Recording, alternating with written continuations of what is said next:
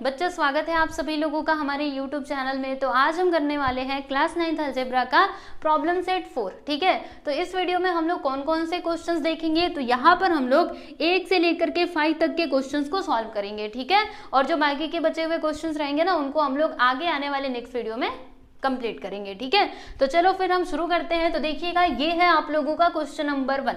इसमें क्या लिखा हुआ है कि select the appropriate alternative answer for the following questions, यानी कि यहाँ पे क्वेश्चंस दिए गए हैं और फिर उनके नीचे 4 ऑप्शंस दिए गए हैं। तो जो भी आंसर राइट रहेगा उसे आप लोगों को टिक करना है। ठीक है, तो चलो देखते हैं। ये रहा आपका फर्स्ट सब क्वेश्चन। इसमें क्या लिखा हुआ है कि if 6:5 which is equal to y:20 then what will be the value of y, यानी कि अगर ऐसा है, सुनिएगा आपको इधर मैं सॉल्व करके बताती हूँ। देखो बहुत सिंपल है।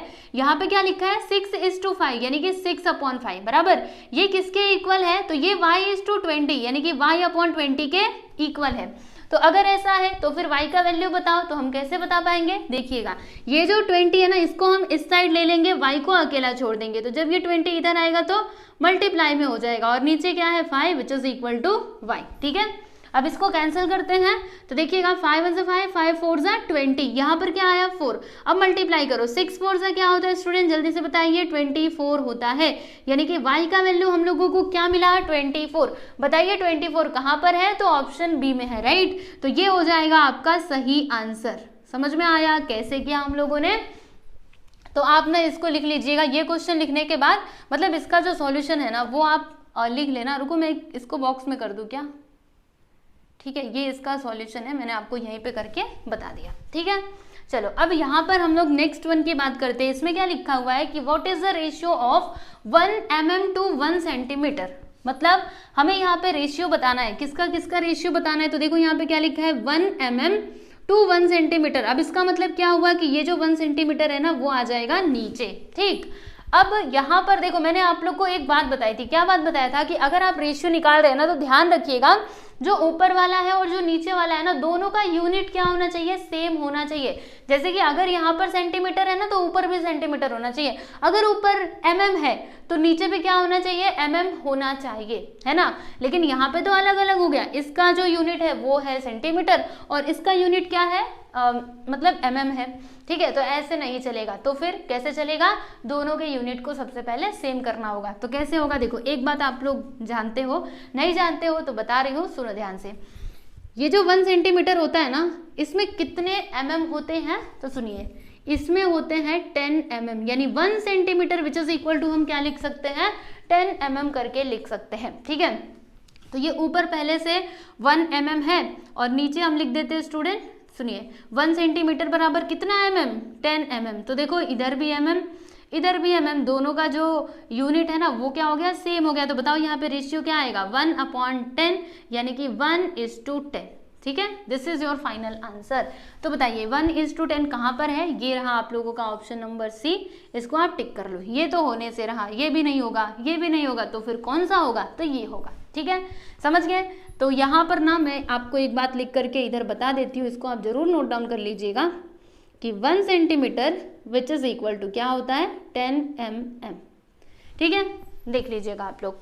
चलिए अब हम बात करेंगे थर्ड वन की। इसमें क्या लिखा हुआ है कि the ages of Jatin, Nitin and Mohsin are 16:24 and 36 years respectively. देखिएगा इनका रेशियो नहीं दिया है, मतलब इनके एजेस दिए गए हैं। जैसे कि जो जतिन है ना, इसका एज है 16 और नितिन कितना है 24 साल का है, मोहसिन कितने साल का है 36 साल का है। ठीक है, तो फिर हमें यहाँ पे ना रेशियो बताना है। किसका रेशियो बताना है, what is the ratio of Nitin's age to Mohsin's age, यानी कि नितिन का एज ऊपर आएगा, मोहसिन का एज नीचे आएगा। देखो पहले नितिन का नाम लिखा है ना और फिर मोहसिन का, इसीलिए नितिन का एज ऊपर आएगा, मोहसिन का नीचे आएगा। ठीक है, चलो बताओ मतलब बताइए नितिन का एज कितना है, यहाँ से देख करके बताइए। हमें यहाँ पे क्या बताना है, नितिन और मोहसिन का बताना है ना। ठीक है, बता लेंगे, चिंता मत करो। यही बताना है ना। रुको मुझे ना जरा टेक्स्ट बुक में एक बार चेक करने दो, नितिन्स एज टू मोहसिन्स एज। ठीक है, बता लेंगे। तो देखिए नितिन का एज कितना है, ये आप कैसे पता लगाओगे। तो देखो यहाँ पर सबसे पहले जतिन लिखा था, तो ये जो 16 है ना ये जतिन का है। ठीक है, फिर नितिन, तो दूसरे नंबर पे क्या है 24, यानी कि नितिन का एज हम क्या लिखेंगे, यहाँ पर देखिएगा, यहाँ पर लिखेंगे 24। ठीक है, रुको मैं ना इधर ही लिखती हूँ। देखो नितिन अपॉन मोहसिन। तो नितिन का एज 24, मोहसिन का कितना, तो देखो लास्ट में ये रहा 36, ठीक है।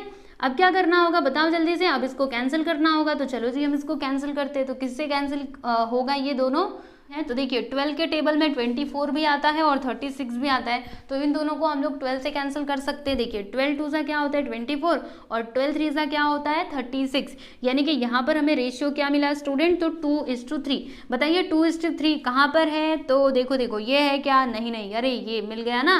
तो ये हो गया आप लोगों का फाइनल आंसर, ठीक है। Option B is the right answer. चलो जी इसको आप लोग टिक कर लीजिएगा अपनी टेक्स्ट बुक में, और मैं इसको भी एक बॉक्स में कर देती हूँ। लिखते रहो जब आप मतलब जब क्वेश्चंस लिख रहे हो ना, तो उसके नीचे एक छोटे से बॉक्स में मतलब कहीं पर भी लिख दो, ताकि बाद में जब आप पढ़ने बैठे ना तो आपको पता चले कि किस तरीके से हमने सॉल्यूशन किया था, ठीक है। नहीं तो फिर बाद में पढ़ने बैठते तो भूल जाते। अभी तो आपको सब कुछ याद रहेगा, लेकिन कुछ दिन बीतेंगे ना और फिर जब एग्जाम आएगा पढ़ने बैठोगे तो भूल सकते हो, इसीलिए लिख लिया करो, ठीक है। चलो अब मैं इसको यहाँ से मिटा देती हूँ और 4th वन देख लेते हैं। तो इसमें क्या लिखा हुआ है देखिएगा कि 24 bananas were distributed between Shubham and Anil in the ratio 3:5, then how many bananas did Shubham get. अब ध्यान से सुनो, एक तो शुभम है, दूसरा अनिल है, राइट। इनका रेशियो कितना दिया है, मतलब ये किस चीज का रेशियो है, तो देखिए 24 बनानास थे बराबर, जिसको क्या किया गया, तो इस रेशियो में इन दोनों के बीच में बांटा गया, ठीक है। तो हमें यहाँ पे ये बताना है कि शुभम को कितना बनाना मिला। अब हम कैसे बता पाएंगे, तो सुनिए इनका रेशियो कितना दिया है 3:5 दिया है ना। तो यहाँ पर हम लोग कॉमन मल्टीपल ले लेते हैं x को, ओके। तो ये जो शुभम है, शुभम को कितना बनाना मिलेगा 3x मिलेगा, राइट। देखो हमने कॉमन मल्टीपल x लिया है। और जो अनिल है ना, इनको कितना बनाना मिलेगा, तो 5x मिलेगा बराबर। टोटल कितने बनानास हैं 24, यानी कि 3x + 5x मिला करके कितना होगा 24, है ना। देखो शुभम को इतना बनाना मिला, अनिल को इतना मिला, है ना, और टोटल कितना था 24, तो इसी में से डिवाइड हुआ है, राइट। तो देखिएगा यहाँ पर 3x + 5x करने पे क्या आएगा स्टूडेंट 24 आएगा। अब इसको चलो सिंप्लीफाई करो, 3x और 5x यहाँ पे हो जाएगा 8x which is equal to 24। अब ये जो 8 है ना, 8 को उस साइड भेजो, तो जब ये उधर जाएगा तो डिवाइड में हो जाएगा। चलो अब कैंसिल करते हैं, तो 8 1 = 8, 8 2 = 16, 8 3 = 24, यानी कि x का वैल्यू हम लोगों को क्या मिला 3 मिला, राइट। यही मिला ना। अभी हमसे शुभम का पूछा था कि शुभम को कितना मिला, तो शुभम को कितना मिल रहा है, देखो यहाँ पे 3x, हम इसमें क्या करेंगे x का वैल्यू पुट कर देंगे। तो देखिए शुभम का हमें बताना है ना, तो 3x, x के प्लेस पर देखो 3x था, x के प्लेस पर हम लोग लिखने वाले हैं 3, क्योंकि x का वैल्यू 3 हम लोगों को मिला है। मल्टीप्लाई करो, 3 3 सा क्या होता है स्टूडेंट 9 होता है, यानी कि शुभम को कितने बनानास मिलेंगे, तो 9 बनाना मिलेंगे, ठीक है। तो बताइए 9 कहाँ पर है, ये देखो option D is the right answer. चलो इसको आप लोग टिक कर लीजिएगा, और ये इसका रफ वर्क है। चलो अब हम बात करेंगे लास्ट वन की। इसमें क्या लिखा है कि what is the mean proportional of 4 and 25। तो मीन प्रोपोर्शनल क्या होता है बताया था ना आप लोगों को, ज्योमेट्रिक मीन प्रोपोर्शनल सारी चीजें मैंने बताई थी ना। तो अगर आप भूल चुके हैं तो मैं आपको याद दिला देती हूँ। देखिए जैसे कि इसमें हमने क्या देखा था कि b² which is equal to क्या होता है a × c, यानी इसका मतलब क्या हुआ कि ये जो b है ना, ये क्या है a और c का मीन प्रोपोर्शनल है बराबर। तो हमें यहाँ पे मीन प्रोपोर्शनल बताना है किसका 4 and 25 का, ठीक है। तो देखो ये 4 और 25 क्या हो जाएंगे a और c, तो हमें क्या बताना है b का वैल्यू बताना है। तो सुनिएगा यहाँ पर a क्या हो जाएगा 4 और 25 क्या हो जाएगा c। मल्टीप्लाई करो, तो 4 × 25 करेंगे तो 25 4 से क्या होता है 100 होता है ना, यस। यहाँ पे क्या है b का स्क्वायर, अभी क्या ये जो स्क्वायर है ये इधर आ जाएगा, यानी कि यहाँ पे रूट ले लेंगे, तो इधर से ये स्क्वायर कैंसिल और ये आ जाएगा रूट के अंदर। अब बताइए स्क्वायर रूट ऑफ 100 क्या होता है स्टूडेंट 10 होता है, यानी कि जो मेन प्रोपोर्शनल है ना वो हमें कितना मिला, तो 10 मिला। बताओ 10 कहाँ पर है, ये रहो, मतलब ये रहा। Option C is the right answer. समझ में आया। तो ये था आप लोगों का 5th क्वेश्चन, और यहाँ पर हमने क्वेश्चन नंबर 1 पूरा सॉल्व कर लिया है, बस इसमें 5 ही सब क्वेश्चंस दिए गए थे। तो चलिए अभी आप इनको देख लीजिए, फिर उसके बाद हम लोग देखेंगे क्वेश्चन नंबर 2। चलिए देखिए सेकेंड क्वेश्चन, इसमें क्या लिखा हुआ है कि for the following numbers right the ratio of first number to second number in the reduced form, यानी कि हमें यहाँ पे रेशियो बताना है। ओके, फर्स्ट नंबर को हम लोग ऊपर लिखेंगे और जो सेकेंड नंबर है ना उसको हम नीचे लिखेंगे, ठीक है, और उसको रिड्यूस्ड फॉर्म में लिखना है, यानी वो जितना छोटा हो सके उसको उतना छोटा करके हम लोगों को यहाँ पर लिखना है, ठीक है। तो चलो फिर शुरू करते हैं। तो ये रहा आपका फर्स्ट सब क्वेश्चन। चलिए यहाँ पे हम लिखते हैं सॉल्यूशन। ठीक, अभी हम क्या करेंगे, इसका रेशियो हमें बताना है ना, तो हम इधर लिखते हैं कि रेशियो ऑफ, देखो पहले क्या लिखा है फर्स्ट नंबर, तो फर्स्ट नंबर बताइए यहाँ पे क्या है 21, रेशियो ऑफ 21 टू दूसरा नंबर क्या है 48, बराबर। तो देखिएगा यहाँ पर हम लोगों को क्या मिलेगा 21/48, ठीक है। अब आपको क्या करना है, तो इसको छोटा करना है, ये जितना छोटा हो सकता है उतना छोटा आप कर सकते हो, ठीक है। तो आपके पास दो ऑप्शंस हैं, या तो आप डायरेक्टली यहाँ पर कोई नंबर ऐसे दिमाग में ही सोच करके इसको कैंसिल करो, या फिर आप एक और तरीका अपना सकते हो, क्या, इसके फैक्टर्स निकालने का। जैसे यहाँ पर 21 है ना, तो इसके फैक्टर्स निकालो, और ये जो 48 है ना इसके भी फैक्टर्स निकालो, ठीक है। मतलब आप ऐसे भी कर सकते हैं और डायरेक्टली भी कर सकते हैं, दोनों ही आपको बता देती हूँ। देखिए अब आप सोचिए कि ये किससे कैंसिल होगा, तो 3 से होगा, 2 से तो नहीं होने वाला। 3 से 1 सा 21, 7 1 सा 7, यानी 21 के फैक्टर्स हम लोगों को क्या क्या मिले हैं, तो 3 और 7, बराबर। उसके बाद इसको देख लीजिएगा, तो इसे हम किससे कैंसिल करें, 2 से, 2 2 सा 4, 2 4 सा 8, फिर ये 2 से जाएगा, है ना, फिर से ये 2 से जाएगा, और फिर से ये यहाँ पर 2 से जाएगा, और लास्ट में ये 3 से चला जाएगा। तो 2 कितनी बार आया, 1 2 3 4 बार आया, तो 2 इंटू 2 इंटू 2 इंटू 2, ठीक है। फिर क्या है 3 है, तो यहाँ पे हम लोग लिख देंगे स्टूडेंट 3, ठीक है। अब जो यहाँ पर कैंसिल हो रहा है आप उसको कैंसिल कर दीजिए। तो देखिए क्या क्या कैंसिल हो रहा है, तो 3 से 3 कट जाएगा, बाकी और कुछ यहाँ पे कैंसिल हो सकता है, देख लो, नहीं हो सकता। तो ऊपर क्या बचा है 7, और नीचे क्या बचा है, मल्टीप्लाई कर दो अभी, 2 2 सा 4, 4 2 सा 8, 8 2 सा 16, यानी कि नीचे क्या आ जाएगा स्टूडेंट, तो यहाँ पर आ जाएगा 16, ओके। तो इसका रेशियो हम लोगों को क्या मिला, यहाँ पे लिख सकते हो आप लोग 7:16, समझे। तो ऐसे ही करना है, चाहते तो आप डायरेक्टली भी इसको कैंसिल कर सकते थे, ऐसे दिमाग में ही सोचो ये दोनों किससे कैंसिल हो सकते हैं, तो 3 से कैंसिल हो सकते हैं, 3 7 सा 21, और देखो यहाँ पे 3 1 सा 3, इसमें से 1 बचेगा, और 3 6 सा क्या होता है 18 होता है, बराबर। तो वैसे डायरेक्टली भी आप कर सकते थे, और ऐसे किया तो मतलब अच्छी बात है, अगर आपने ऐसे किया तो भी कोई बात नहीं है, चलेगा, ठीक है। चलो अब हम चलते हैं सेकेंड क्वेश्चन की तरफ। सेकेंड क्वेश्चन है यहाँ पर 36 एंड 90, चलो यहीं पे करते हैं।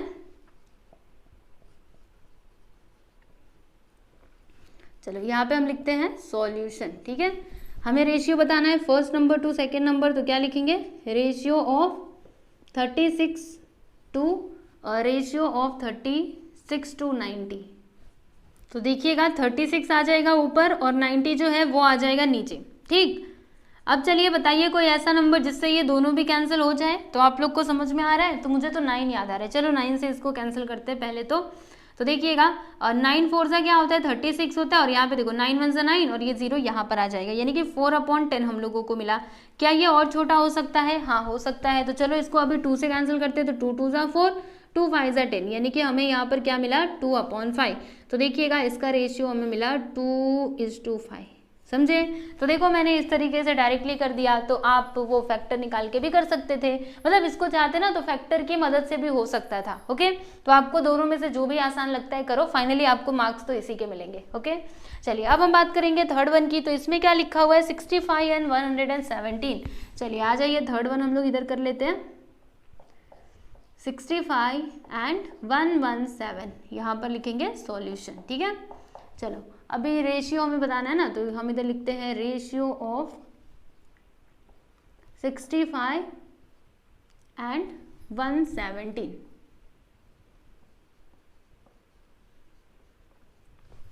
ठीक है, तो 65 एंड नहीं, यहाँ पे 2 लिखिएगा, तो 65 जाने वाला है ऊपर और जो 117 है ना वो आ जाएगा नीचे। चलिए आप बताइए कि ये दोनों किस नंबर से कैंसिल हो सकते हैं। याद रखना हमें वही नंबर लेना है जिससे ये दोनों भी कैंसिल हो जाए, ऐसा नहीं कि ऊपर वाला किसी और से हो रहा है और नीचे वाला कुछ किसी और से हो रहा है, तो आपको ऐसे नहीं करना है, ठीक है। तो देखो ये तो देखते ही समझ में आ रहा होगा, देखो 13 का टेबल आप लोग को पता है ना, 13 के टेबल में 65 भी आता है और 117 भी आता है, अगर आप लोग को याद हो तो देखिएगा 13 5 का क्या होता है स्टूडेंट 65 होता है और 13 9 का क्या होता है 117 होता है। तो बस मिल गया ना इसका रेशियो 5:117, सिंपल। ठीक, चलो अब हम बात करेंगे फोर्थ वन की। तो यहाँ पर क्या लिखा हुआ है 138 एंड 161। चलो यहाँ पे लिखेंगे सॉल्यूशन, ठीक है। तो हम इधर लिखते हैं कि रेशियो ऑफ 138 टू 161 बराबर। तो यहाँ पर देखिएगा स्टूडेंट 138 ऊपर चला जाएगा, 161 जो है वो नीचे आ जाएगा, ठीक। अब बताइए कोई ऐसा नंबर जिससे ये दोनों भी कैंसिल हो जाए। तो ऐसे डायरेक्टली तो हमको समझ में मतलब नहीं आ रहा कुछ, लेकिन ध्यान से देखो तो आपको समझेगा। रुको, इधर है 13 और इधर है 8, है ना। तो ये किससे 3 से, तो 3 4 12 3 6 18, ये 3 से जाएगा तो 3 5 15, फिर यहाँ पे 1 बचेगा, मतलब 3 से ये नहीं जाने वाला। तो फिर किससे जाएगा 4 से, तो कटने नहीं वाला क्योंकि यहाँ पर 1 है ना।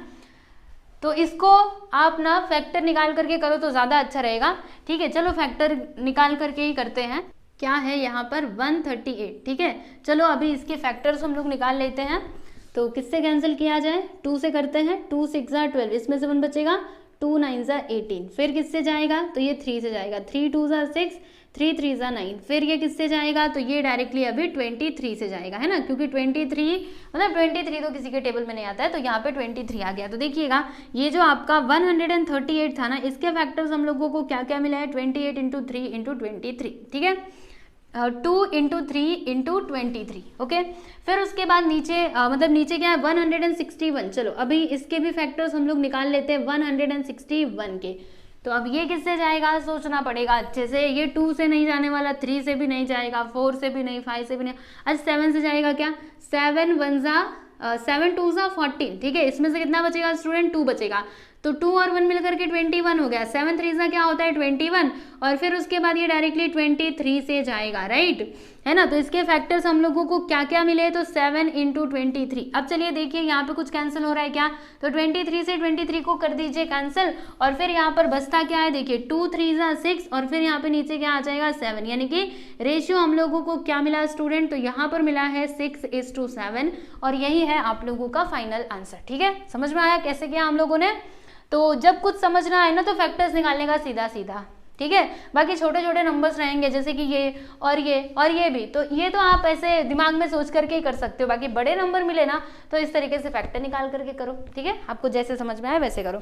चलो अब हम बात करेंगे यहाँ पे 5th क्वेश्चन की। आ जाइए 5th वन हम इधर कर लेते हैं। यहाँ पे लिखा हुआ है 114, दूसरा नंबर है 133। सॉल्यूशन रेशियो ऑफ 114 टू 133, ठीक है। तो इसमें क्या होगा 114 जो है वो ऊपर आ जाएगा और 133 नीचे आ जाएगा, ठीक है। अब ये दोनों किससे कैंसिल हो सकते हैं, देखो अगर आप लोग को 20 तक का टेबल आता है ना तो आप बता सकते हो कि ये दोनों किसके टेबल में आते हैं। बताओ किसके टेबल में आते हैं, 19 के टेबल में आते हैं ना। 19 के टेबल में ये भी आता है और ये भी आता है। कैसे, चलो मल्टीप्लाई करके बता देती हूँ। देखो 19 6 करो, 6 9 क्या होता है स्टूडेंट 54, राइट। यहाँ पे 5 आ गया, फिर 6 1 6 और ये 5 जोड़ देंगे तो 11। तो देखो कितने बार में आया, मतलब ये 114 कितने बार में आया, 6 बार में आया, ठीक है। फिर उसके बाद 133 कब आता है बताऊँ आप लोगों को, तो रुको यहाँ पर हाँ 7 बार में आएगा, ठीक है। चलो मल्टीप्लाई करके देखते हैं। 7 9 क्या होता है स्टूडेंट 63 होता है ना। और फिर यहाँ पर 6 आ जाएगा कैरी, और 7 1 7 और 7 और 6 कितना होता है 13 होता है। देखो यहाँ पे 133 आ गया। मतलब 19 का टेबल अगर आप पढ़ेंगे ना तो ये 6 बार में कटेगा। 19 6 114 और 19 7 133, यानी कि यहाँ पर हमें रेशियो क्या मिला स्टूडेंट, तो 6:7। समझ गए ना कैसे किया हम लोगों ने।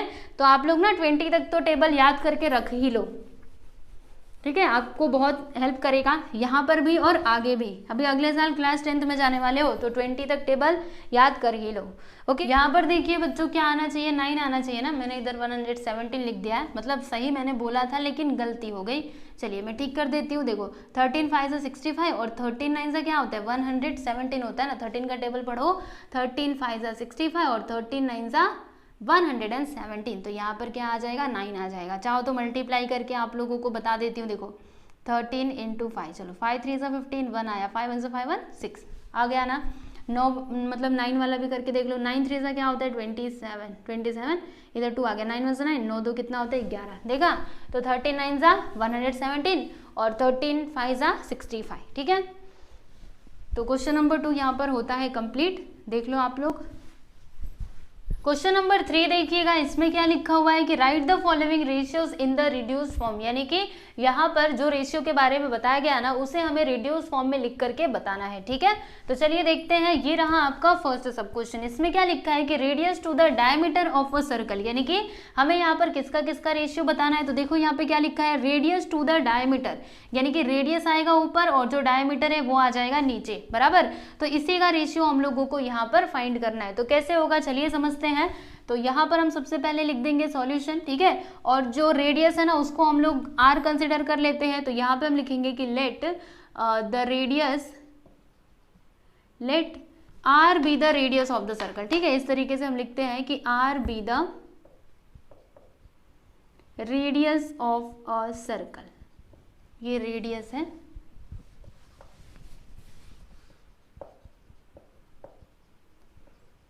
ऑफ अ सर्कल, ठीक है। तो ध्यान से सुनिएगा मेरी बातों को। मैंने आपको क्या बताया है पहले कि ये जो डायमीटर है ना ये क्या होता है, चलो जैसे मैं ना यहाँ पे एक सर्कल बना देती हूँ, ठीक है। सर्कल में रेडियस क्या होता है, तो ये मेरा क्या है स्टूडेंट, ये इसका सेंटर है। यहाँ से मैंने इस तरीके से एक लाइन खींची तो इसको हम लोग क्या बोलते हैं, रेडियस बोलते हैं, बराबर। और डायमीटर किसको कहा जाता है, तो अगर मैं यहीं से यहाँ से लेकर के पूरा यहाँ तक ये लाइन खींचूँ तो यही क्या कहलाएगा, मेरा डायमीटर कहलाएगा। यानी कि डायमीटर क्या है, तो रेडियस का 2 गुना है ना।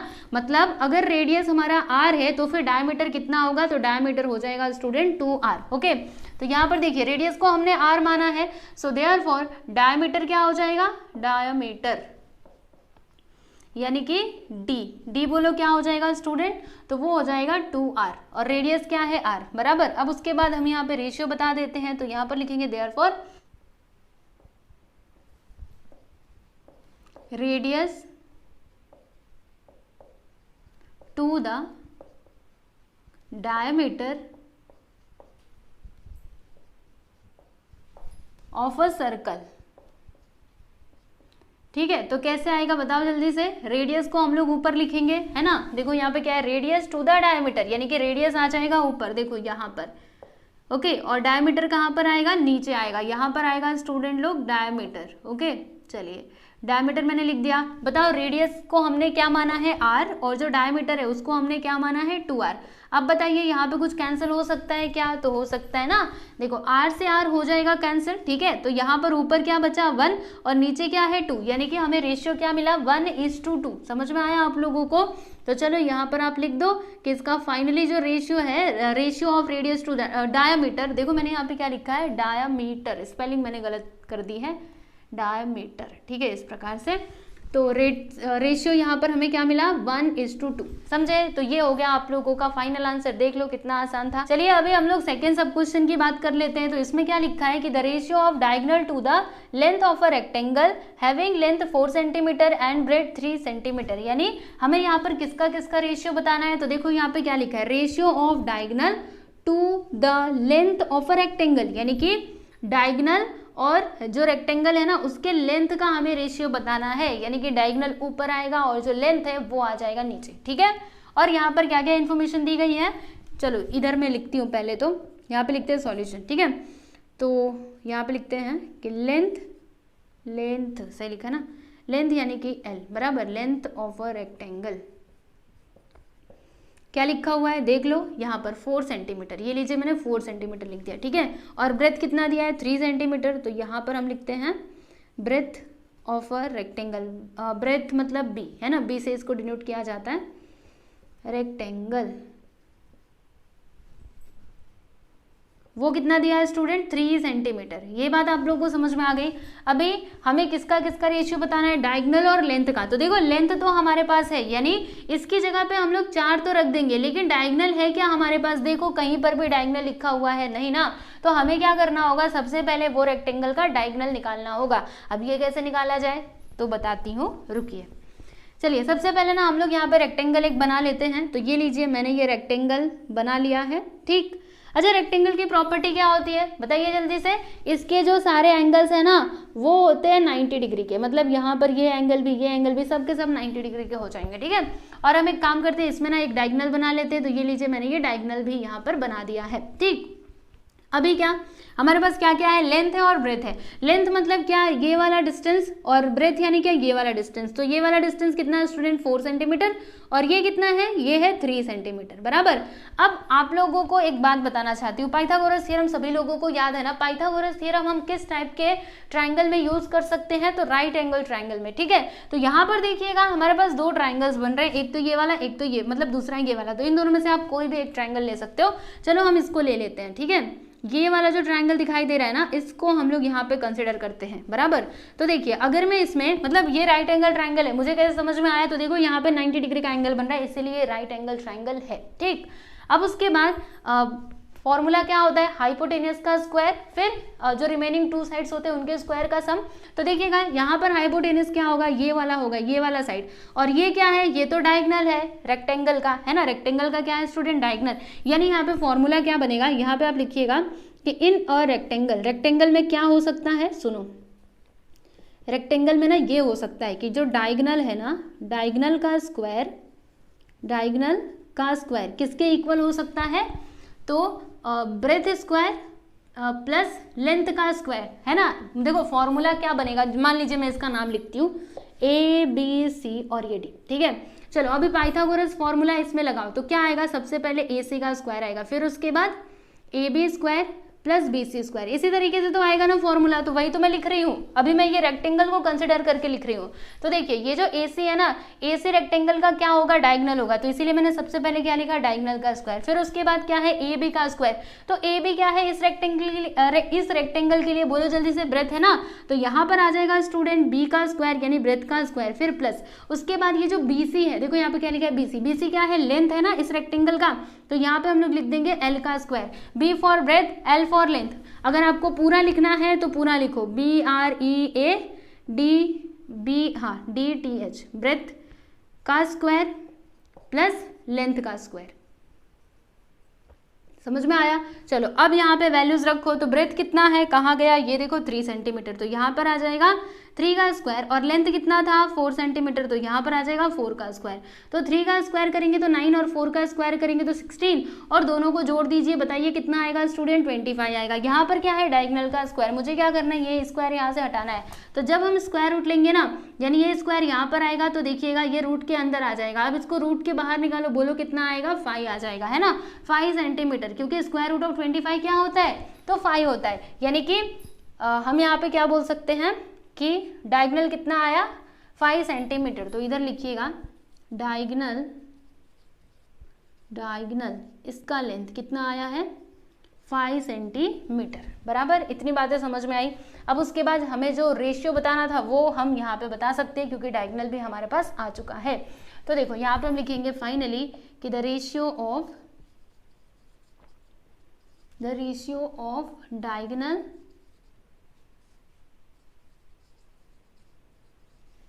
To the length of a rectangle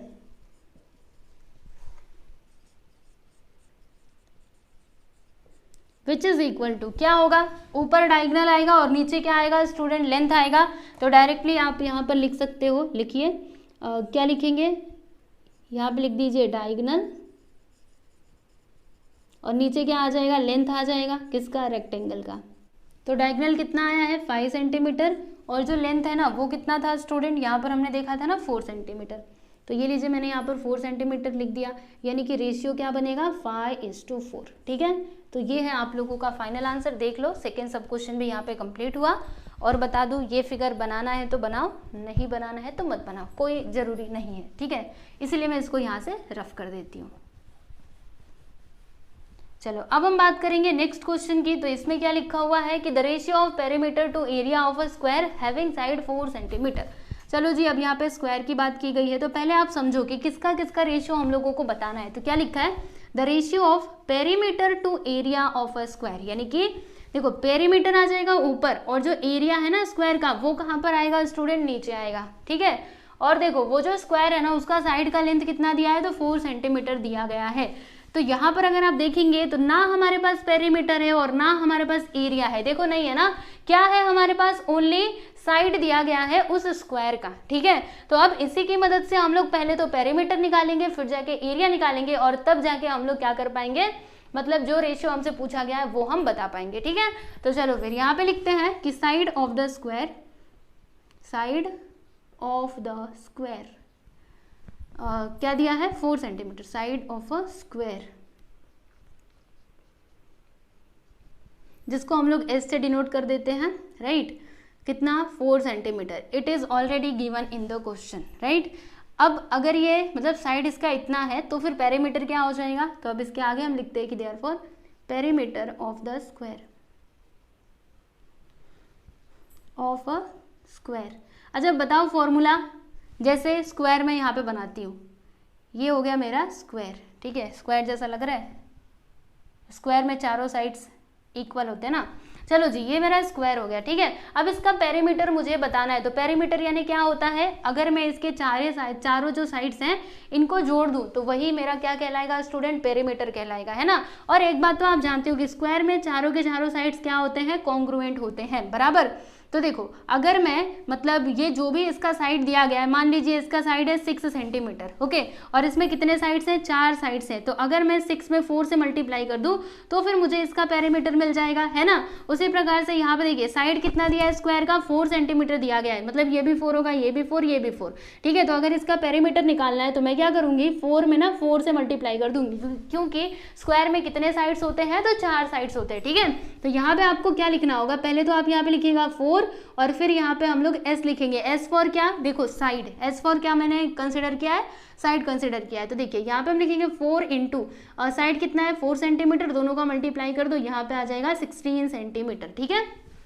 तो क्या मिला हम लोगों को, यहाँ पर मिल गया हम लोगों को ये पेरीमीटर इसका कितना, 16 सेंटीमीटर का, ठीक है। अब उसके बाद हम लोग यहाँ पर क्या करेंगे, चलिए आगे देखते हैं। यहाँ पर हम साइड निकालेंगे, तो बताइए साइड का फॉर्मूला क्या होता है, याद होगा आप लोगों को। चलो फॉर्मूला याद आया, एरिया ऑफ अ स्क्वायर क्या होता है, साइड का स्क्वायर कर देने का, है ना। तो यहाँ पर हम लिखेंगे कि and area of the square, formula क्या होता है, साइड का स्क्वायर, तो साइड को हमने s माना है ना, तो हम क्या करेंगे यहाँ पर s का स्क्वायर कर देंगे। बताइए s कितना है, 4, यानी कि 4 का स्क्वायर करोगे तो क्या आएगा 16, यानी कि एरिया यहाँ पर क्या आ गया स्टूडेंट, तो 16 स्क्वायर सेंटीमीटर आ चुका है, ठीक है। अब हमें रेशियो इसी का बताना था, perimeter to area of a square. तो चलिए अभी फाइनली हम यहाँ पे लिखते हैं कि therefore the ratio of perimeter to area of a square क्या हो जाएगा, ऊपर क्या आएगा, तो ऊपर आप लोगों का पेरीमीटर आएगा, आप जानते ही हो, और नीचे क्या आएगा, नीचे हमारा एरिया आ जाएगा, ठीक है।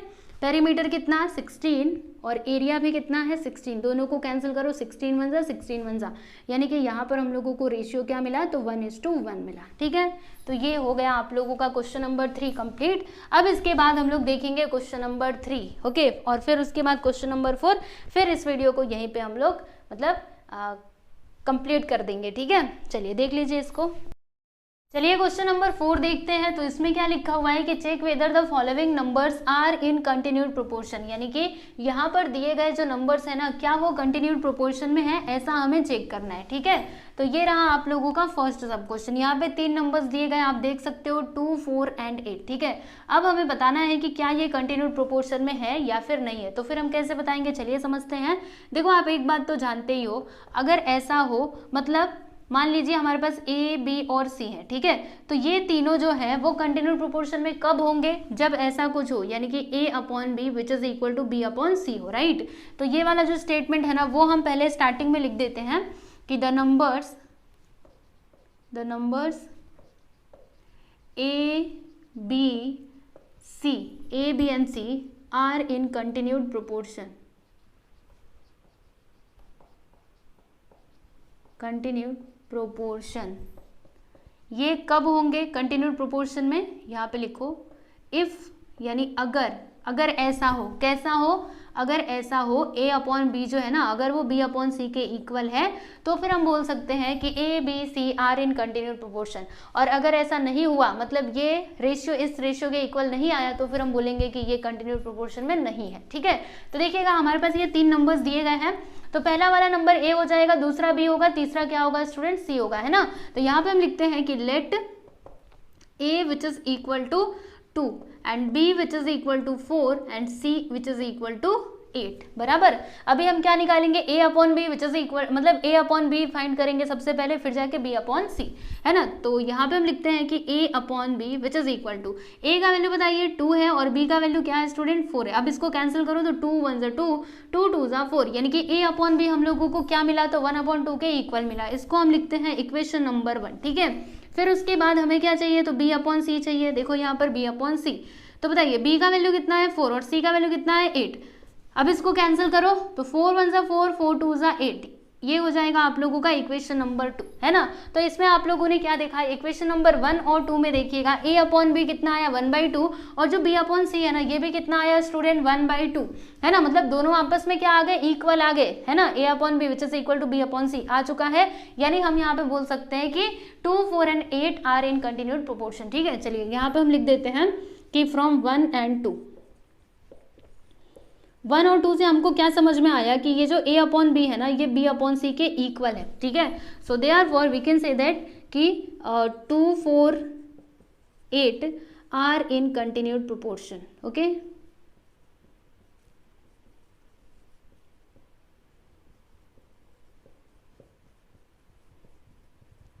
समझ में आया कैसे करना है। तो देख लो, फर्स्ट सब क्वेश्चन यहाँ पर कंप्लीट हुआ। उसके बाद हम लोग देखेंगे सेकेंड वन, ये देख लो, फिर मैं आपको सेकेंड वन बताती हूँ। चलो अभी सेकेंड वन इसी में कर लेते हैं, है ना, बार बार लिखना नहीं पड़ेगा, हमारा काम हो जाएगा इसी में। कौन कौन से नंबर्स हैं, 1 2 3। चलो जी, अब यहाँ से इसको हम गायब कर देते हैं, 1 2 और ये हो गया 3। ठीक है, तो पहले आप ये लिखोगे कि the numbers a b c are in continued proportion if a upon b which is equal to क्या आ जाए, b अपॉन c आ जाए। ठीक है, अब उसके बाद हम यहाँ पे कंसिडर करेंगे, a मतलब क्या 1 हो जाएगा, b यानी क्या होगा स्टूडेंट 2, और c मतलब क्या हो जाएगा 3। ठीक है, तो मैं इसको ना अभी रफ कर देती हूँ, रुकिए ये पूरा ही मिटा देती हूँ।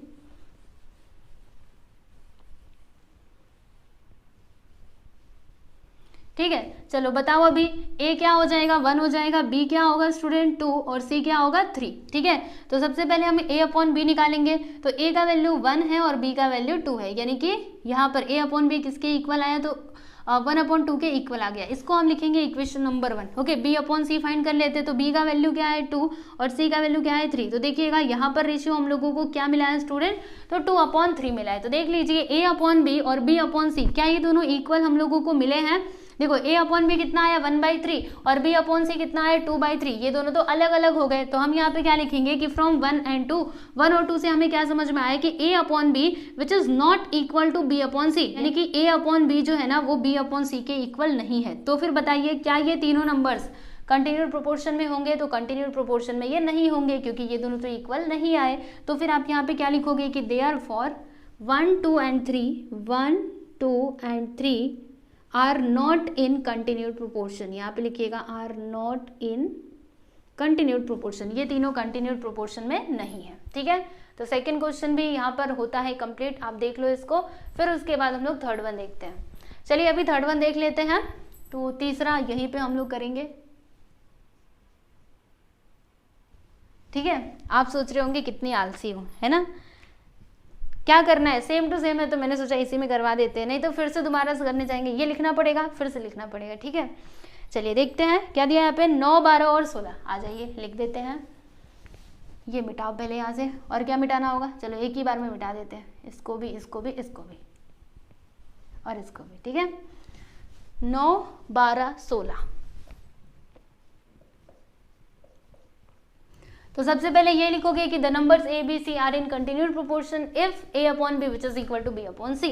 अब उसके बाद a को हम लोग कंसिडर कर लेते हैं 9 और ये जो 12 है ये हो जाएगा b और 16 क्या होगा स्टूडेंट, तो सी हो जाएगा। ठीक है, अब a अपॉन बी निकालेंगे तो a का वैल्यू 9 और b का वैल्यू क्या है 12। चलो इसको कैंसिल करो, तो 3 3 सा 9 और 3 4 सा 12, यानी कि यहाँ पे रेशियो हमें क्या मिला 3/4। ये हो जाएगा आप लोगों का इक्वेशन नंबर 1। ठीक है, और b का वैल्यू यहाँ पे देखो, मतलब b अपॉन सी हम निकालेंगे तो b का वैल्यू 12 और c का वैल्यू क्या हो जाएगा 16। अब इसको कैंसिल करो तो 4 से 4 3 सा 12 और 4 4 सा 16। तो देखिएगा यहाँ पर भी रेशियो हम लोगों को क्या मिला है, तो 3/4 के इक्वल ही मिला है। तो देखो इक्वेशन नंबर 1 और 2 से आपको क्या समझ में आया कि यहाँ पर a अपॉन बी और b अपॉन सी दोनों आपस में क्या आ गए हैं, इक्वल आ गए। देखो ये भी 3/4 है और ये भी कितना है 3/4। तो यहाँ पर हम क्या लिखेंगे, फ्रॉम 1 and 2, 1 और 2 से हमको क्या समझ में आया कि a upon B which is equal to b upon C. ठीक है, तो ये वाली कंडीशन सेटिस्फाई हो गई, यानी हम बोल सकते हैं कि these 3 numbers are in continued proportion. तो यहाँ पे लिखेंगे 9 12 and 16, 9 12 and 16 are in continued proportion.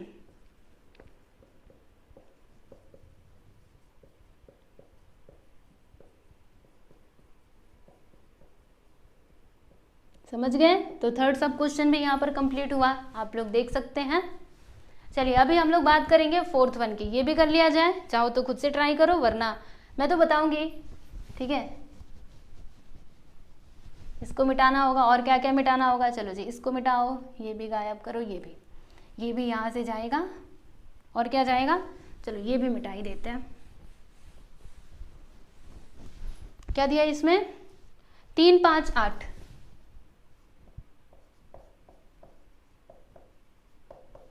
तो सबसे पहले यहाँ से यहाँ तक तो सेम रहेगा। फिर हमने a किसको माना है 3 को, b किसको माना है 5 को और c क्या हो जाएगा 8। ठीक है, a अपॉन b निकालेंगे तो क्या आएगा 3/5 आ जाएगा। ठीक है, अब इसको और सिंप्लीफाई किया जा सकता है क्या, 3/5 को देखो मैंने यहाँ पे लिख दिया है 3/5। अब ये इससे छोटा नहीं हो सकता है, तो इसी को आप लोग लिख दीजिएगा इक्वेशन नंबर 1। ठीक है, फिर b अपॉन सी निकालेंगे तो b का वैल्यू बोलो जल्दी से क्या है स्टूडेंट 5 और c का वैल्यू क्या है 8। बताइए क्या हम इसको फर्दर कैंसिल कर सकते हैं, तो नहीं हो सकता है ना। तो यहाँ पे देखिएगा 1 और 2 से हम लोगों को क्या समझ में आया, a अपॉन b हमें क्या मिला है 3/5, b अपॉन c क्या मिला है 5/8। दोनों तो डिफरेंट है, अलग अलग है ना, कुछ भी यहाँ पर सेम हमें दिखाई नहीं दे रहा है। ठीक है, तो फिर इसका मतलब क्या हुआ, बताइए क्या ये कंटिन्यूड प्रोपोर्शन में होगा, तो ना ये तो कंटिन्यूड प्रोपोर्शन में नहीं होगा। ओके, समझ रहे हो कि नहीं। देखो यहाँ पर अगर आप मतलब ऐसे मैं इसको लिखूं, देखो आप बोलेंगे यहाँ पर देखो इधर भी 5 है इधर भी 5 है, तो फिर इसको बोल दो कि ये कंटिन्यूड प्रोपोर्शन में है। तो देखो ऐसे रहने से नहीं चलेगा, तो फिर कैसे चलेगा, यहाँ पर ना मतलब ये रेशियो भी आपस में इक्वल होने चाहिए। यहाँ पर तो ये दोनों इक्वल नहीं है। ठीक है, तो आपको ये नहीं देखना है। देखो पिछले वाले क्वेश्चंस में क्या होता था, जैसे देखो यहाँ पे जो हमारा पिछला है ना वो क्या था 9 था 12 था और 16 था। ठीक है, तो देखो 9/12 और 12/16 जब हमने इन दोनों को कैंसिल किया था तो कैसे आया था, देखो 3 3 सा 9 3 4 सा 12, यहाँ पर आया था 3/4। ठीक है, और इधर यहाँ पर भी वही आया था 3/4। ठीक है, अरे एक मिनट रुको, ये क्या हो रहा है, अच्छा एक मिनट, हाँ मैं समझा रही हूँ। अब पहले मुझे ये रफ करने दो, ये मैंने क्या क्या गड़बड़ कर दी है। यहाँ पर क्या था 9/12, ठीक है, और फिर ये 12/16 है ना। तो अगर ये दोनों इक्वल आ जाते तो फिर हम बोलते कि ये कंटिन्यूड प्रोपोर्शन में है। तो हमने चेक किया ना दोनों का रेशियो निकाल करके, देखो जैसे कि 3 3 सा 9 और 3 4 सा 12, और यहाँ पर भी वही आ रहा था। देखो 3 4 सा 12 और एक मिनट 4 3 सा 12 और 4 4 सा 16 है ना। तो इधर भी 3/4 आया था, इधर भी 3/4 आया था, और ये दोनों क्या थे, सिमिलर भी थे और रेशियो भी इनका सेम था। तभी हमने क्या बोला था कि ये तीनों नंबर जो है वो कंटिन्यूड प्रोपोर्शन में है। लेकिन यहाँ पर ऐसा कुछ है नहीं। ठीक है, देखो यहाँ पर 5 है और यहाँ पर 5 है, ये तो ठीक है, लेकिन इनका जो रेशियो है ना वो आपस में इक्वल नहीं है, तो इसीलिए ये तीनों नंबर्स जो है वो कंटिन्यूड प्रोपोर्शन में नहीं होंगे। ठीक है, समझ में आया। चलो अब मैं इसको यहाँ से मिटाती हूँ और फिर फाइनली हम इसका आंसर जो है वो लिखते हैं। इधर क्या लिखेंगे, फ्रॉम 1 and 2, 1 और 2 से हमको क्या समझ में आया कि ये जो a अपॉन बी है ना, it is not equal to b upon C, ये b अपॉन सी के इक्वल नहीं है। So therefore 3 5 and 8 are not in continued proportion।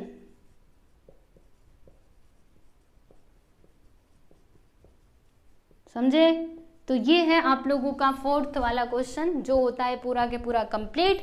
अब बारी है इस वीडियो के लास्ट क्वेश्चन की, यानी कि फिफ्थ क्वेश्चन। ठीक है, ये तो बहुत ही सिंपल है। इसमें क्या लिखा हुआ है कि A B C are in continued proportion if A which is equal to 3 and c which is equal to 27, then find the value of b। कितना आसान है, चलो हम इसको सॉल्व कर लेते हैं। ठीक है, चलो यहाँ पर लिखूँ मैं 5वां क्वेश्चन, आ जाइए। देखो इसमें क्या लिखा हुआ है ना, यहाँ पे आप लोग को दिखाई तो देगा ना, हाँ ठीक है, वहाँ तक लिख लूँगी। A B C are in continued proportion.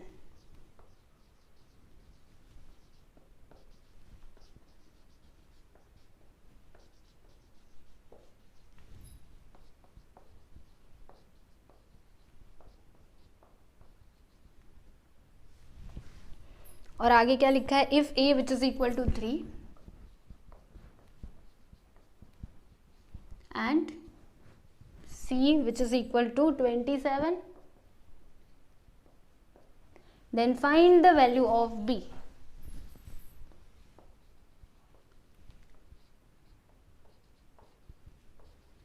ठीक है, अब ये हम कैसे निकालेंगे, देखो एक बात हम जानते हैं, क्या जानते हैं कि अगर ए बी सी ये कंटिन्यूड प्रोपोर्शन में होंगे तो फिर इनका जो रेशियो है ना A upon B which is equal to क्या होगा, बी अपॉन सी के इक्वल होगा। ठीक है, ये बात तो हम जानते हैं। तो यहाँ पर हम लोग इसी का यूज करके जो ये बी है ना, इसका जो वैल्यू है वो फाइंड करेंगे। ठीक है, देखिए यहाँ पे हम क्या लिखते हैं, मतलब क्या लिखेंगे कि A B and C are in continued proportion, are in continued proportion.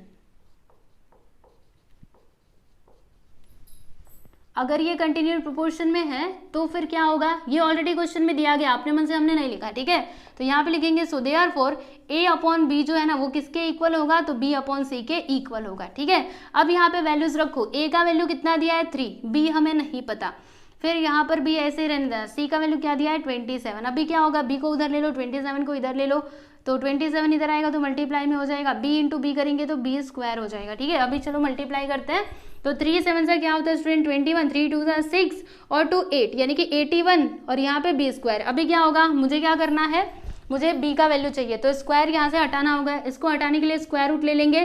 तो देखिएगा यहाँ से जो b है ना, मतलब यहाँ का जो स्क्वायर है वो यहाँ से गायब हो जाएगा और ये आ जाएगा स्क्वायर रूट के अंदर। अब मुझे एक बात बताओ, स्क्वायर रूट ऑफ 81 क्या होता है, जल्दी से बोलिए क्या होता है, तो 9 होता है ना, क्योंकि 9 9 सा 81, 9 का स्क्वायर करोगे तो 81 होगा और 81 का स्क्वायर रूट फाइंड करोगे तो हमें क्या मिलेगा, 9 मिलेगा। तो देखिएगा यहाँ पर जो b का वैल्यू है ना वो हमें क्या मिल चुका है, तो 9 मिल चुका है। ठीक है, तो बस देख लो, ऐसे ही करना था, कितना आसान था, है ना।